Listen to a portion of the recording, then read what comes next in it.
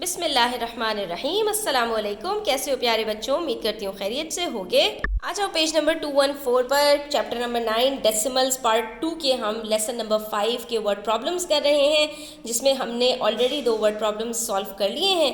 आज बारी है नंबर 3 की, तो देखते हैं इसमें हमसे क्या कहा जा रहा है। बस वही आपने दिमाग में रखना है कि बहुत ज़्यादा ध्यान से आपने क्वेश्चन को पढ़ना है। जितना टाइम क्वेश्चन को पढ़ने में लगाओगे उतना कम टाइम सोल्यूशन में लगेगा, ठीक है, और उतनी कम गलतियां होंगी। ये 2-3 चीज़ें हैं जो आपने याद रखनी होती हैं कि वर्ड प्रॉब्लम को सॉल्व करते हुए आपने बहुत ज़्यादा फोकस्ड होकर और टाइम लगाकर इसको सॉल्व करना होता है। सॉल्यूशन में टाइम ज़्यादा नहीं लगता। यहाँ पर हमसे कह रहे हैं and bought 10 litres of orange juice. And ने 10 लीटर्स ऑफ ऑरेंज जूस खरीद लिया। After filling up 6 identical bottles, 6 एक जैसी सेम बॉटल्स को फिल किया उसने इस 10 लीटर ऑरेंज जूस से। With orange juice she had 2.5 litres of orange juice left, यानी कि उसने 10 माइनस 2.5 लीटर्स ही सिर्फ जो है वो 6 बॉटल्स के अंदर भरा है, बाकी इसके पास 2.5 लीटर्स बच गया है, ठीक है। Find the amount of orange juice in each bottle.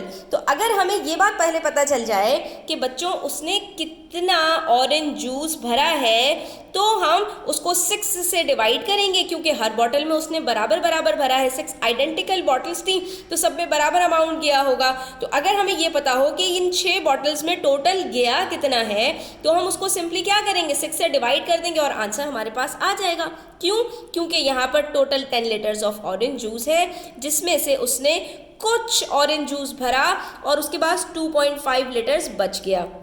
तो हम ये कह सकते हैं टोटल जो हमारे पास ऑरेंज जूस है वो है 10 लीटर्स का, और उसने 6 आइडेंटिकल बॉटल्स को भरा और उसके बाद जो उसके पास बच गया तो वो था 2.5 लीटर्स। तो इसका मतलब ये हुआ स्टूडेंट्स कि उसने जो है भरा है इसमें वो कितना है, वो 10 लीटर्स माइनस 2.5 लीटर्स है, ठीक है। तो हम यहाँ पर सबसे पहले ये करेंगे और जैसे ही हम इसको माइनस करेंगे तो हमारे पास यहाँ पर आंसर आ जाएगा 7.5 लीटर्स ऑफ जूस, ठीक है। इसका मतलब ये हुआ कि उसने 7.5 litres of orange juice in 6 bottles में भरा है। लेकिन हमसे पूछा जा रहा है कि अगर उसने ये 7.5 टोटल 6 बोतलों में भरा है तो सिर्फ एक बॉटल में कितना होगा। तो हमने क्या करना है, 7.5 को डिवाइड कर देना है 6 से, क्योंकि 6 बॉटल्स हैं और टोटल जूस 7.5 है। तो हम जाएंगे यहाँ पर 7.5 को डिवाइड करके आ जाएंगे 6 से। 6 1 ज़ार 6 होता है, बचा 1। उसके बाद डेसिमल के बाद वाला डिजिट नीचे उतारा तो ऊपर डेसिमल लगाया। अब ये 15 है तो 6 2 ज़ार 12 होता है। अभी भी ये ख़त्म नहीं हुआ स्टूडेंट्स और ऊपर कोई नंबर नहीं बचा। इस डेसिमल को यूज़ करते हुए हम यहाँ पर एक 0 लगा लेंगे। अब 6 के टेबल में 30 तो आता है, 6 5 ज़ार 30 और यहाँ पर हमारे पास आंसर आ गया 1.25 लीटर्स। इसका मतलब ये हुआ कि उसने हर बॉटल में 1.25 लीटर्स ऑफ जूस भरा है। इस तरह 1.25 को जब आप 6 से मल्टीप्लाई करेंगे तो आंसर 7.5 आएगा, और जब 7.5 को 2.5 लीटर से प्लस करेंगे तो 10 लीटर्स आपके पास वापस आंसर आ जाएगा। इस तरह से आपका जो आंसर है वो भी वेरीफाई हो जाएगा। अब यहाँ पर आप मुझसे एक सवाल कर सकते हैं कि मिस आपने यहाँ पर हमें 10 को 2.5 से माइनस करके दिखाया नहीं कि कैसे आपके पास 7.5 आया। तो बच्चों ये मैं आपको सिखा चुकी हूँ कि जब भी आपके पास कोई होल नंबर हो और आपको डेसिमल के साथ माइनस करना हो तो आपने उसका जो होल नंबर है उसी को रखना होता है होल नंबर के नीचे, और जहाँ पर आपका नंबर ख़त्म हो रहा होता है वहाँ पर आपने डेसिमल लगाना है और ऊपर 0 लगा देना है, और उसके बाद आपने इसी तरह से माइनस करना है जैसे आप नंबर्स को माइनस करते हैं। 1 यहाँ पर कट होके अपने कैरी दे देगा तो ये 10 बन जाएगा, लेकिन मज़ीद आगे ज़रूरत है तो ये 9 बन के इसको 10 दे देगा, और ये बच जाएगा 10 माइनस 5 5, डेसिमल के नीचे डेसिमल, 9 माइनस 2 7, और ये आंसर आ गया हमारे पास 7.5। ठीक है स्टूडेंट्स, तो इस तरह से हमने बता दिया कि the total amount of orange juice in 6 bottles was 7.5 litres. Total juice कितना था, 7.5 litres, and the amount of orange juice in each bottle, her bottle में कितना है, सिर्फ 1.25 लीटर्स। ठीक है स्टूडेंट्स। अब आ जाइए पेज नंबर 215 पर, जहाँ पर एक और वर्ड प्रॉब्लम है। ठीक है, ये भी एक प्रैक्टिस क्वेश्चन है आपके पास। Meiling bought 4 blouses and 1 skirt. Meiling ने 5 कपड़े खरीदे, 4 ब्लाउजेज और 1 स्कर्ट। Each blouse cost $18.3।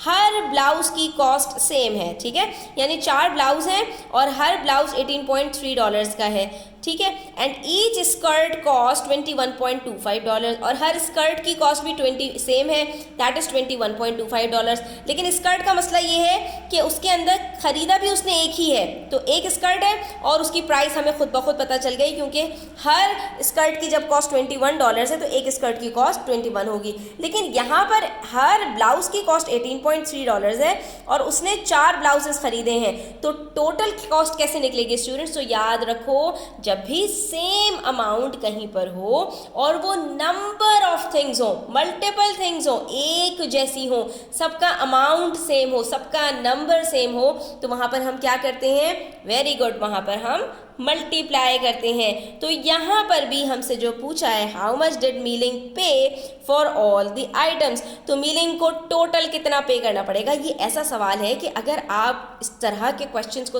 हल करना सीख जाएंगे ना बच्चों, तो आपको बड़ी अच्छी मार्केटिंग भी आ जाएगी कि जब आप मम्मा के साथ कोई चीज़ खरीदने के लिए जाएंगे तो वहाँ पर आप फ़ौरन कैलकुलेशंस करके बता देंगे मम्मा को कि मम्मा ने मल्टीपल चीज़ें खरीदी हैं और उनकी प्राइस कितनी बनती है। तो अब आपको यहाँ पर जो अपना आंसर देना है वो नियरेस्ट डॉलर तक देना है, यानी आपको डेसिमल्स में आंसर नहीं देना। तो सबसे पहले हम यहाँ पर क्या करेंगे कि हम यहाँ पर 18.3 जो हमारे पास डॉलर्स हैं उसको मल्टीप्लाई कर देंगे 4 ब्लाउजेस से। क्यों? क्योंकि हमारे पास 4 ब्लाउज हैं, हर ब्लाउज की कॉस्ट 18.3 है, तो 18.3 को हम यहाँ पर 4 से मल्टीप्लाई कर देंगे। ठीक है, तो यहाँ पर हमारे पास क्या आंसर आ रहा है? यहाँ पर हमारे पास आंसर आ रहा है 65। अब डेसिमल के बाद सिर्फ एक डिजिट है तो एक डिजिट से पहले ही डेसिमल लगेगा। हमारे पास आंसर आ रहा है $65.2। इसका मतलब है 4 ब्लाउजेस की जो प्राइस है वो कितनी है? $65.2। लेकिन अभी ये टोटल नहीं हुआ क्योंकि उन्होंने एक स्कर्ट भी ख़रीदा है और वो स्कर्ट कितने का है? $21.25। तो इसका मतलब है हमें $65.2 को प्लस करना पड़ेगा $21.25 के साथ। ऐसा करने से ही हमें टोटल प्राइस पता चल पाएगी कि मीलिंग को कितने पैसे देने हैं। तो 65.2 को हम प्लस कर देंगे 21.25। अब आप यहाँ पर मुझसे कहेंगे कि मिस आपने 25.25 को 65.2 के नीचे गलत रखा है क्योंकि 5 तो 2 के नीचे आना चाहिए। तो नहीं बच्चों, आपने याद रखना है कि जब हम प्लस और माइनस करते हैं तो डेसिमल हमेशा एक लाइन में आता है, फिर चाहे डेसिमल के बाद वाले नंबर्स आगे पीछे हों, जहाँ पर कोई नंबर मिसिंग हो वहाँ पर एक ज़ीरो लगा दीजिए। तो ये बन गया $65.20, ये $21.25। अब प्लस कर लीजिए तो आपके पास यहाँ पर आंसर आ जाएगा $86.45। ठीक है, तो अब हमें इसका जो आंसर देना था स्टूडेंट्स, वो हमें आंसर देना था इसका नियरेस्ट डॉलर से। तो अब हमारे पास डेसिमल के बाद कितने डिजिट्स हैं? 2 डिजिट्स हैं, और जब 2 डिजिट्स हैं तो हमें कौन सा जो डिजिट है वो देखना है? हमें सिर्फ डेसिमल के बाद वाला डिजिट देखना है कि क्या ये डिजिट हमारे पास जो है वो 0 से लेके 4 तक के बीच में है या 5 से लेकर 9 तक के बीच में है।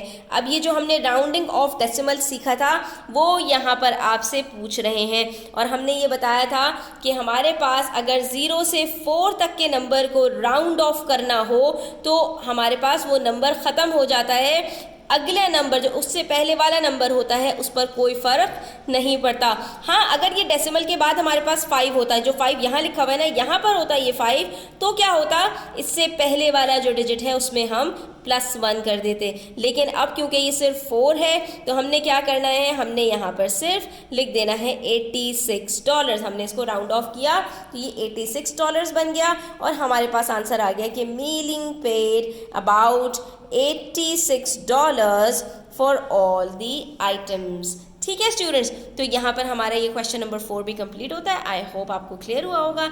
स्टिल कोई क्वेश्चंस हो कमेंट सेक्शन में पूछ सकते हैं आप। वीडियो अच्छी लगी हो तो लाइक कीजिएगा, अपने फ्रेंड्स के साथ शेयर कीजिएगा। चैनल सब्सक्राइब नहीं किया तो सब्सक्राइब कर लीजिएगा। अपना ख्याल रखिएगा। अल्लाह हाफ़िज़।